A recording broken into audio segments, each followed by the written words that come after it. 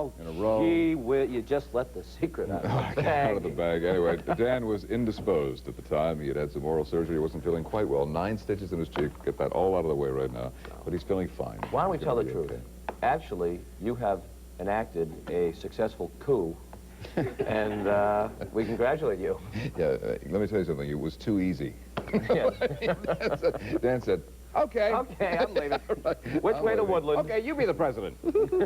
Go ahead. Let's read some letters. When last, they did notice, by the way, the Dan cam. Dan is gone, but not forgotten. And the Dan cam is back. It followed us into the studio, and there it is. Rick Ryan. Show them that this is a hand-carried... with a lot of focus. And yeah, there we go. Slightly up and down. Good. But we have that every day. When it's on a pedestal, it's like that. That's good, though. Go ahead. Actually, we're in focus. Let's read some letters because, camera. you know, we didn't read very many letters last time. And au contraire, mi amigo. Okay. When last we left the throng, we were in the middle of Joy V. McCabe of Wooburn's letter. She was in the middle of riding her exercycle. Yes, she was. Telling us our show was boring. Yes. Right. But couldn't be anywhere near as fun as riding her exercycle. I'm sure. I don't agree with your viewers from Littleton who don't care for the way you dress. I think that you both look fine. We got a letter from Wilma and Fred, who said that we wear yellow ties all the time and stuff like that, which we do. Well, where is this suit from exactly? This is Eastern Coat Company of Watertown. Is that right? Yes. One of our fine sponsors. It looks real nice. It is. It's great. It's real nice. Now, how many natural fibers are in that coat, for example? Many. Really? Many, many, many. Good. I should see. There's no cameraman over here because Rick's on the thing, so every now and then my head gets chopped off. It's a good-looking coat. I don't know how anybody would have an argument with the way you're dressed today. Thank you. With me, the way I'm dressed, No, you you look argument. marvelous also. But let me. Wait a minute. If that's from Eastern Coat, yeah, is that a freebie? Actually, it was. Yeah. How can you look at yourself in the mirror? I don't believe it. Actually, I try not to. With this mug? I don't have any coats from Eastern Coats. You don't? Nobody's given me anything. In the movie loft, you never got any perks? Look, I paid for everything in my back, baby. Well, you have a lot of money, unlike those of us who don't.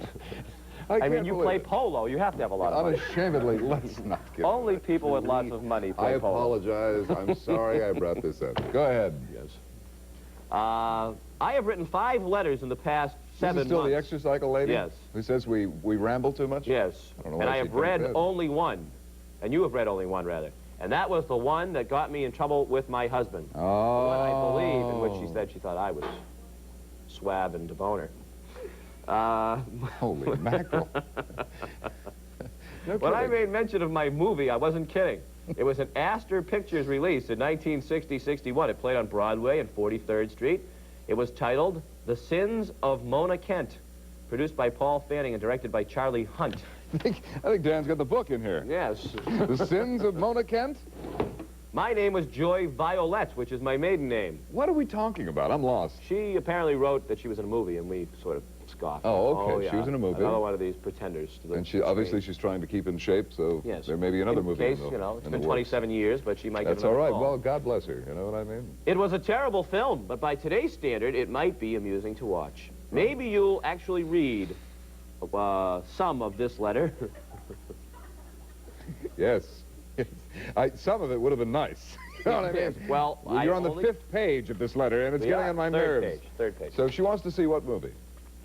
What movie, Sean? What is her it? movie, the one she's in. What is it? What's it called? If you pay attention, we move more swiftly. Well, you don't have to read the whole letter. What's the movie? Well, I read the parts that are highlighted. What is the movie, Sean? The name of the movie is The Sins of Mona Kent. Sins of Mona Kent. Cliff, we don't own it. I'm very sorry. We can't air it. Next letter, please. Thank you very much for writing. You read it. And then we won't have to worry about if you go... No. I want you to read it. No, look, no, you see, here's the problem. Cliff has been asked. This is an old... Cliff Allen is taking over. I can't do this anymore. Let me say, sit down. Wait a minute. Hey, I'm the president today. I'm walking off the show. I'm walking off the show. All right. You are the new viewer advocate. All right. And you can handle it very well, I'm sure. Okay.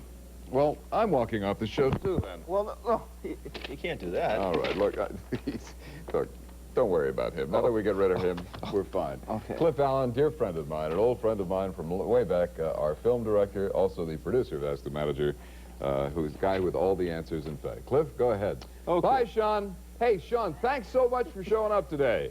Really appreciate it a lot. Thank you. Bye. What, you headed off to Eastern Coat today? Get a few more freebies? Good for you. Bye. Bye. Bye. See you later.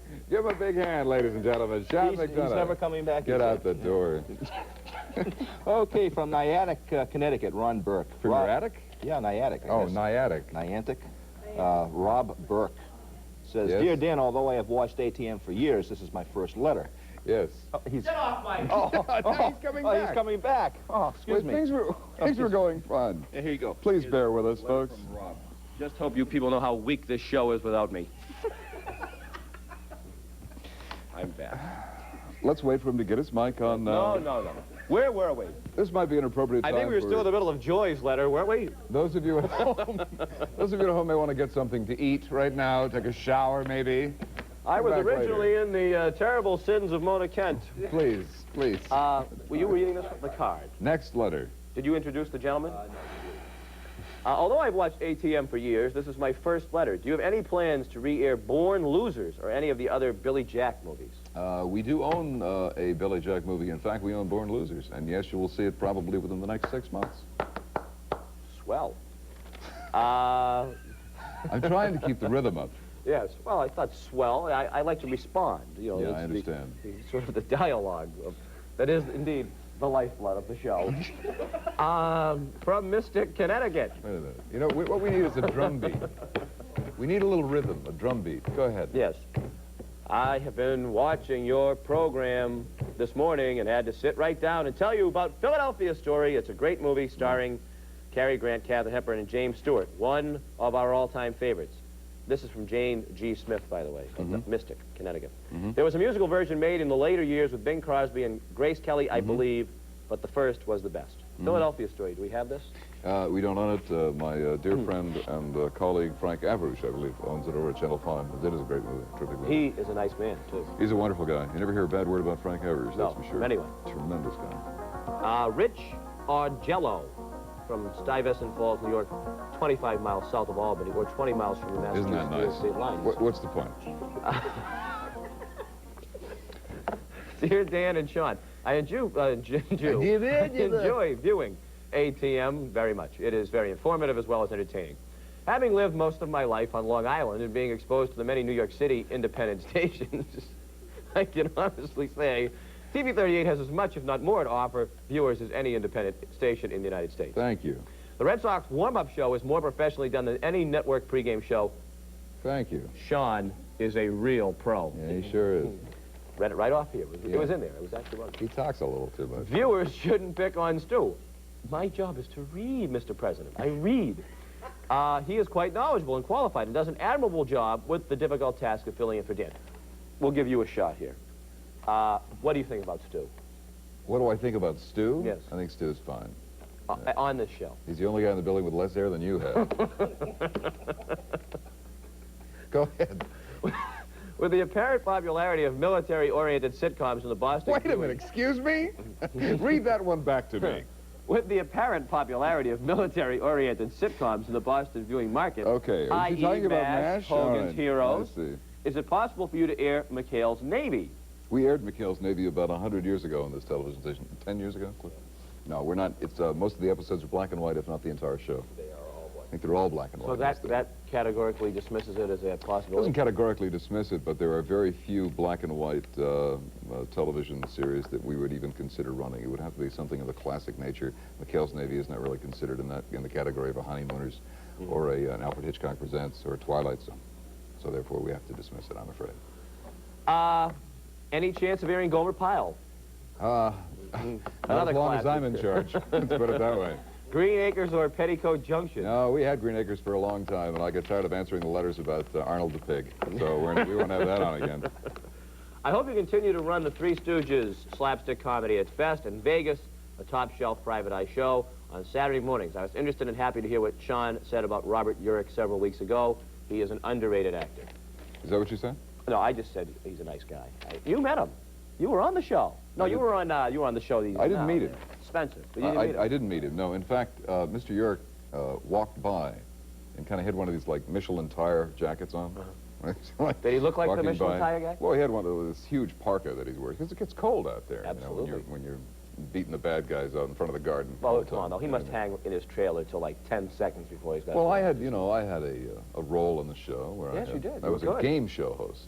No, I mean, it was like get him to do what he does every day. You know what I mean? Well, it was a game show. But I walked in and he walked by, and I went like, "Hi, Bob." I thought he was very nice. Oh, you met him? And then this Jimmy. Shook Fund hands thing. with him and yeah. the Jimmy Fund thing. Isn't Charming. that nice? And the guy, I met the author too. Well, isn't that? What's his name? Parker. Robert B. Parker, I believe. Ever met Robert De Niro? No.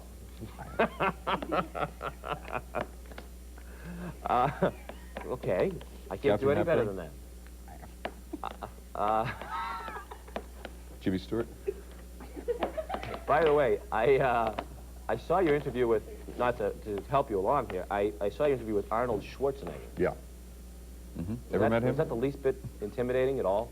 I mean, he seems like a nice guy, but he's kind of, Intimidating. I mean, if you ask him one wrong question, he could have No, broken the you in funniest half. part, which we mentioned that in the show, in Hollywood USA, we mentioned this too, but he was smoking a cigar when I came in there to talk to him, and I said, "How's Maria? You know, how's the marriage doing to Maria? You know, which has got to be one of the strangest marriages in show business history."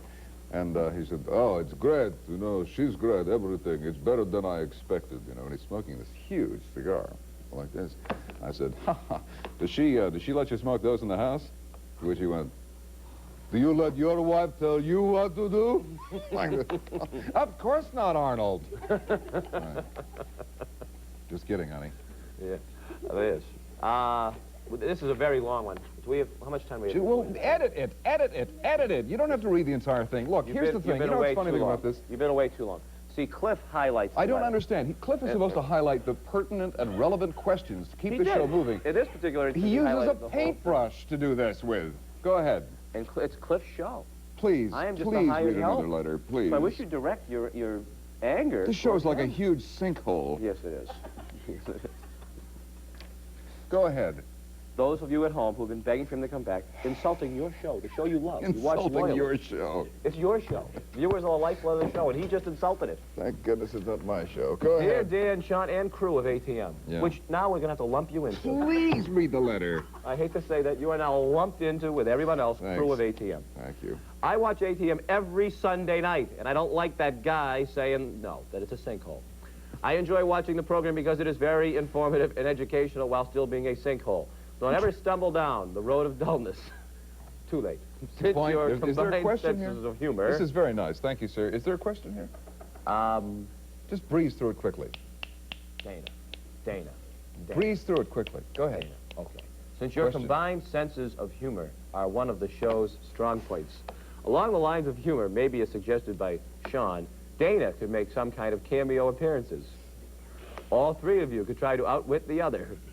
My first question is this. Ah, we have a question. Ring that bell. Ding, ding, ding, ding, ding, ding, ding, ding. Question. I'm ready.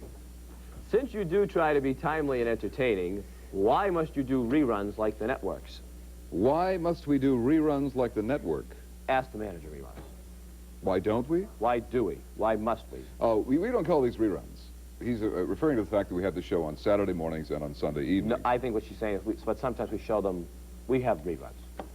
One show that's on a Saturday and Sunday might be on forgive 3 or me. 4 weeks. See, when I was on the show, we never did do that. Well, see, the problem is that Dan Yes. sometimes is incapable of being here. Incapable? Or yes. What do you mean incapable of being here? He's physically you mean unable shows to are taped perform. after lunch? You're talking about that? What do you mean incapable of being here? What are you talking about? No, you know, at the last He's minute unavailable. things come He's up. very busy and after all. You're not in the building, and He's the Stu president. Stu is out on reserve or something. Right. Stu's out shooting. And Cliff is There goes whatever another Cliff commie. does. Cliff is sharpening pencils in his office. Right. So we can't do the show. So anyway, what this viewer is saying is that once in a while we show repeats Yeah, of the program. why- I don't we think we shouldn't should do do that. that. No. I don't think we should do it. I agree with you 100%. You are much better than some of the network sitcoms. I do look forward to a new episode every week. Right. You tried on one show putting a microphone on Cliff, which enabled us, the viewers, which are the lifeblood of the program, and which is why we read every one of your letters word for word, I might add. I agree with this general philosophy. You are the lifeblood of the program. You take the time to write.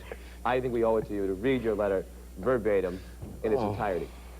To To hear, which are the lifeblood of the program, to hear the words of wisdom that Cliff Hey, so read that wonderfully... first line again, will you, Sean? You tried on one show, putting a microphone on Cliff, which enabled us, the viewers, which are the lifeblood of the program, to hear the words of wisdom that Cliff so wonderfully interjects. Right. I wonder if that on every show you could put a microphone on your benevolent producer so he could share his wisdom more directly with us. At this time, all we can pick up from your microphones is the mumbling of Clifford. Signed, Lee Allen, Well, Reading, Massachusetts. No, David Friedman of Springfield. Actually, 5 years ago, we wired the ample frame of our as the manager producer, and for some reason, oh, I know what it was. And you told me he did the same thing the last time you put a wire on. That even though he had a microphone on, he would do pantomime.